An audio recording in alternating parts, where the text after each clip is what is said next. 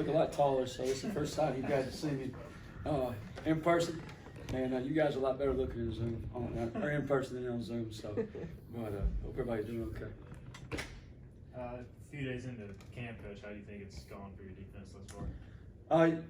We do a little cut up in our side of the ball, and we call it the good, the bad, the ugly, the green dot, the red dot, and you certainly have some good, some bad, and some ugly. But overall, as Coach has probably talked about several times, I think Coach Dallas just mentioned about special teams. You have more depth than you've had in the past. Year two of a defense is kind of nice because you go out there and kids know where to line up. They know this check. They know this formation, and so you're ahead of some things there. But we got to continue to, as you go through fall camp, just to build that depth, to build that toughness, to build that mentality of, hey, we can't be giving up the ugly. We can't be giving up the bad. We got to make sure we're having green dot, having good plays every snap, and make sure we get on the ground. And, the challenging thing, Coach Kirkpatrick and the offense are doing, making us work every day, and they're stressing us. And he's got some guys over there that are really, really talented and create some challenges for the defense, which is good because that's what we're going to see all fall. Blake, you're a guy who likes to put a lot of pressure on the quarterback, do creative stuff to create a lot of confusion for the offense. Talk about that a little bit, what you kind of have cooked up a little bit. Yeah, giving up way too much. Today we had a run period versus pressure, and we're not that far along in camp today, so I didn't really call it pressure. I just called it movement. But no, that's kind of who we are, who we want to be. We want to be attacking. We want to be an aggressive, get after you type defense. Whether that's whether we have to use pressures and movements and blitzes to do that, or whether we can just play our base defense and do that. But we always want to be attacking and really don't sit back on our heels. So that's kind of who we want to be. That's who we want our players to be. That's how we want to coach. Do you create confusion sometimes by not doing a whole lot, by staying in base? I think you can. I think if you look at last year's film and you're thinking, you see it coming here and coming there, and 70-80% pressure, and then all of a sudden you look out there and you're not moving it. That's kind of the unusual as right now. So, but we got to have some balance there. We got to be able to do both. And we got to be able to line down our base defense and win the battle there too. With DJ Ford, he was in here. We interviewed him Saturday, and then on practice field, he's coaching up a lot of the younger guys. Is that kind of surprised you? His just natural leadership, being a transfer coming in. He's an older guy, and he's we got to get a lot of our older players doing that. So not just worried about themselves, or worried about me, but taking care of everybody. And I think if you can understand the game, understand the scheme, understand what we're trying to do defensively or situationally, enough to coach somebody else, that means you have true understanding of what we're trying to get done. So that's pretty impressive by him. And we got some other guys doing that. We got to get even more because we got some older guys that, Warren Sabo, Bruce Bivens. Those guys have been around 5-6 years now. So we got to get those guys doing the same thing. And sometimes in camp, you get the heat, you get a little bit of a long practice, and kind of get away from that, but we got to get back to that. So it's a great job by DJ doing those things. Coach, you're moving Xavier Smith around a lot at practice. How is he responding to that? Xavier's a versatile guy, and he's a all-conference player. And it doesn't matter if he's inside the box, outside the box, he's rushing off the edge, he's dropping into pass coverage. He's going to be a difference maker, and that's his mindset, and that's how he's attacking every day. And he's here to be a good teammate, and he's doing a great job with that outside and on the practice field and in the classroom. And just embracing that, and we're excited about what we can create with him because as you spoke earlier, if you don't know where Xavier Smith's lining up, that might can create some problems for you offensively. You got a new tool in your box this year in DJ Ford. How's that progressing? Yeah, you look over there to the boundary, and not only DJ and Xavier Smith and Nolan Johnson, J-Mac, you got some longer bodies and some pretty good players. So. You may want to look over the boundary and say, that's not maybe we want to go with the football, maybe we want to go with the field. So DJ's helped create that. Who were some of the guys that you think might be surprise guys that may give you an extra bonus that you may not have expected it earlier?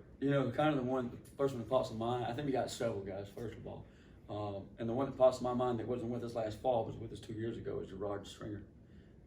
Gerard started a bunch of ball games 2 years ago. When I got here, he got hurt that spring, and during the COVID, tore his Achilles there, so he missed. So I haven't got to see him on the grass, and he's been very impressive so far. Really, and he's really making Jair Wilson, competing with Jair, pushing him to make better. So I think we got iron sharpening iron there, and those two guys are pushing each other. And then the other guys, whether it's Aaron Emser stepping up and coming along, D'Angelo McKinney inside doing a good job. Want to say, but as usual, Juwan Powell in the back. All those guys are doing, but those guys I kind of expect to do that. Gerard's kind of been the biggest, a good surprise in a good way, and really pushing and playing at a first team level right now. I was going to ask about Aaron. How important is it for him to stay healthy and kind of string practices together? We know his talent. So That's huge, isn't it? And that's the biggest question with Aaron is just can we stack practices and keep him healthy throughout the fall camp? I think as coaches we got to keep that in mind and do that.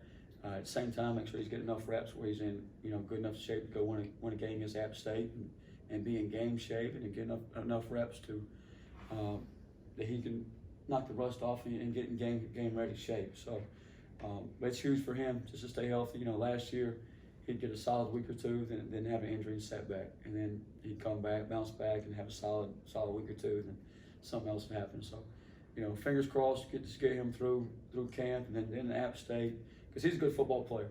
I mean, he has a nose for the football. It does a good job of those things, and a really smart kid. When you sit down one-on-one with Aaron, he's going to surprise you. Like we're all he can draw up on the board schematically, understands our defense, and very impressive there.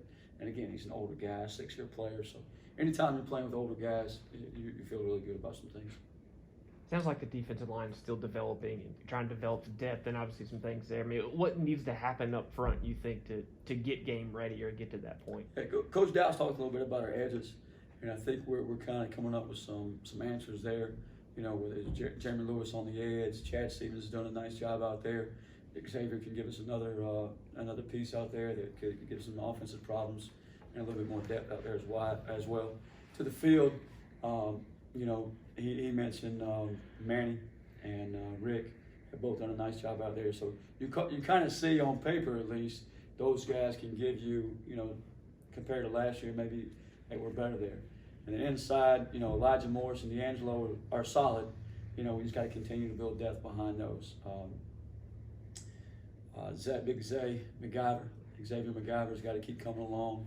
Deontay Smith, Xavier McCray, those guys, and they're getting there. They're still young. They're second-year players. They're going through a hot camp, and that's not easy for big guys. I say the hot camp, first day of hot camp today. But they got to keep maturing, keep getting better every day. And I think we talked about this late in the season last year was the good thing about those guys. They've not leveled off. They've not hit the ceiling of their talent level. They get better and better every practice, every day. So, and I'm sure may not see it from day to day, but you'll see it over a week's time. So what's your general feeling now as you come into camp? I know it's still early, but how good is this defense potentially going to be?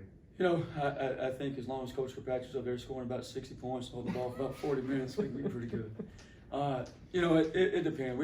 We got to turn up from where we're at right now. We got to keep coming along, making a lot of improvements. I feel that we can be better than we were last year, and we have to. We don't have a choice. I mean, if we want to win ball games, we got to be a better defense. We got to be more consistent. We got to stop the run. And you look at game 1, 2, and 3. If you stop the run, you're going to give yourself a chance to win those ball games. So that's what you got to continue to do.